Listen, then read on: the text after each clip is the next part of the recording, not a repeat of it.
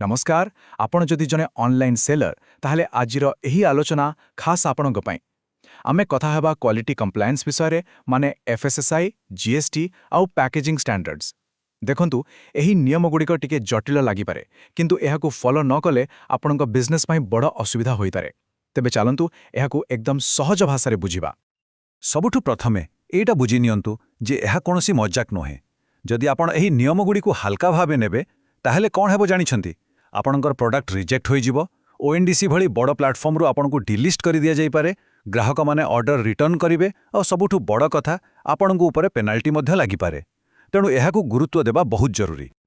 आसंतु आरंभ करिबा एफएसएसआई रु जदि आपण खाइबा जिंस बिक्री करूछंती जेमिति कि आचार हेउ कि स्नैक्स ताहले एही नियम आपणक पई बाध्यतामूलक एहाकू आदौ अणदेखा करा जाई पारिबो नाही।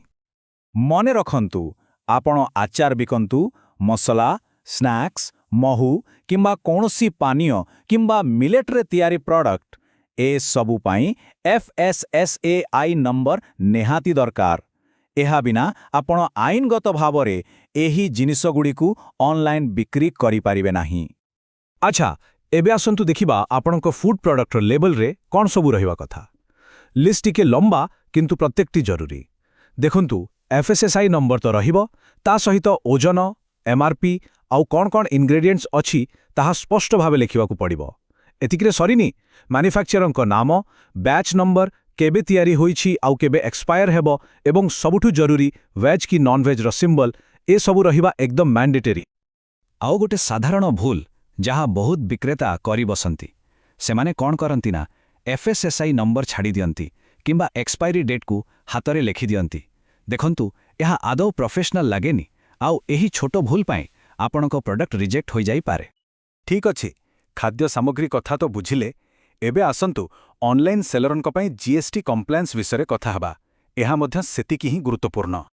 तेबे आपणकू जीएसटी केतेबेले दरकार टिके ध्यान दियंतु जदि आपणकर वार्षिक बिक्री 40 लाख टंकारु अधिक जदि आपण निज राज्य बाहरकू जिनिस पठाउछंती किंबा अमेजन फ्लिपकार्ट भोड़े मार्केट प्लेस रे बिक्री करूछंती ताहले जीएसटी रजिस्ट्रेशन बाध्यतामूलक एहा छड़ा पैकेजिंग किंबा बी2बी बिजनेस पाई मध्य जीएसटी दरकार।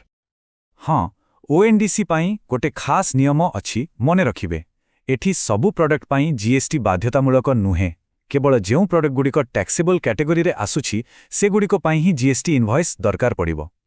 तेबे गोटे प्रॉपर जीएसटी इनवॉइस रे कोन कोन रहिबा दरकार देखंतु एथिरे आपणकर जीएसटीआईएन प्रोडक्ट रो एचएसएन कोड प्रोडक्ट रो नाम एमआरपी केते % टैक्स लागुछि आउ शेषरे आपणकर सेलर डिटेल्स ए सबु स्पष्ट भावे लेखाइबा उचित।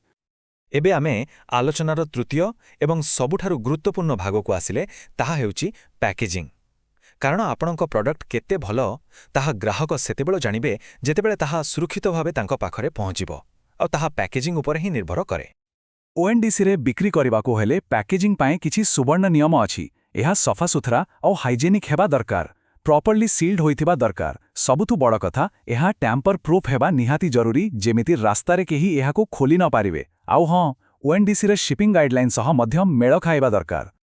एटी गोटे कथा बुझिबाकू पड़िबो प्रोडक्ट ऊपर थिबा लेवल आउ बाहर पैकेज ऊपर थिबा लेवल दुईटा अलगा जिंस देखंतु प्रोडक्ट ऊपर आपण एमआरपी आउ इंग्रेडिएंट्स वाली डिटेल्स देबे किंतु जो बाहर पैकेज रे आपण पठेबे ता ऊपर प्रोडक्ट नेम एसकेयू मूल्य आउ ओजन लेखिबाकू पड़िबो।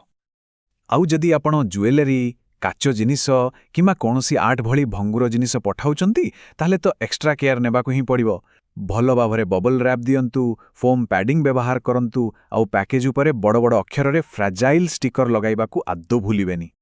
बहुत नियम विषय तो जानिले एबे मुंडो टिके कन्फ्यूज हो जाइथिबो चलंतु किछि रियल एग्जांपल्स देखिबा एहा परे सबु किछि एकदम पानी भळे सहज लागिबो। चलंतु दुईटा प्रोडक्ट को कंपेयर करिबा गोटे पटे आचार बोतल अन्य पटे बाउंस टोकी आचार बोतल रो लेबल रे एफएसएसआई एमआरपी ओजन इंग्रेडिएंट्स ए सबु लागिबो किंतु बाउंस टोकी पाई ए सबु किछि दरकार नाही हेले दुईटा प्रोडक्ट रो बाहर पैकेज ऊपर एसक्यू मूल्य आ ओजन किंबा साइज लेखिबाकू पड़िबो देखिले तू नियम केमिति प्रोडक्ट अनुसार बदलुछि। आपणक कामकू आहुरी सहज करिबा पाई आमे एठी गोटे 6 स्टेप कंप्लायंस चेकलिस्ट तयारी करिछु कौनसी भी प्रोडक्ट को ऑनलाइन लिस्ट करिबा पूर्वरु एही चेकलिस्ट को थरे देखिनेले ଆଉ କିଛି ଭୁଲ ହେବାର ଚାନ୍ସ ରହିବନି। ଚାଲନ୍ତୁ ଏହି 6ଟି ଷ୍ଟେପ୍କୁ ଗୋଟି ଗୋଟି କରି ଦେଖିବା। ଷ୍ଟେପ୍ 1 ସଠିକ୍ ପ୍ୟାକେଜିଂ ବାଛନ୍ତୁ। ଷ୍ଟେପ୍ 2 ପ୍ରଡକ୍ଟ ଆଉ ପ୍ୟାକେଜ ଉପରେ ଠିକ୍ ଲେବେଲ ଲଗାନ୍ତୁ। ଷ୍ଟେପ୍ 3 ଆପଣଙ୍କର ପ୍ରଡକ୍ଟ ପାଇଁ FSSAI ଆଉ GST ନିୟମ କ'ଣ ଅଛି ଚେକ୍ କରନ୍ତୁ। ଷ୍ଟେପ୍ 4 ଓଜନ ଓ ସାଇଜ୍ ଏକଦମ ଆକ୍ୟୁରେଟଲି ମାପନ୍ତୁ। ଷ୍ଟେପ୍ 5 ପ୍ରଡକ୍ଟର ବହୁତ ସଫା ଆଉ ଭଲ କ୍ୱାଲିଟିର ଫଟୋ ଉଠାନ୍ତୁ। ଆଉ ଶେଷରେ ଷ୍ଟେପ୍ 6 ଏହି ସବୁ ଡିଟେଲ୍ସ ସହିତ ପ୍ରଡକ୍ଟକୁ ଅପଲୋଡ କରନ୍ତୁ।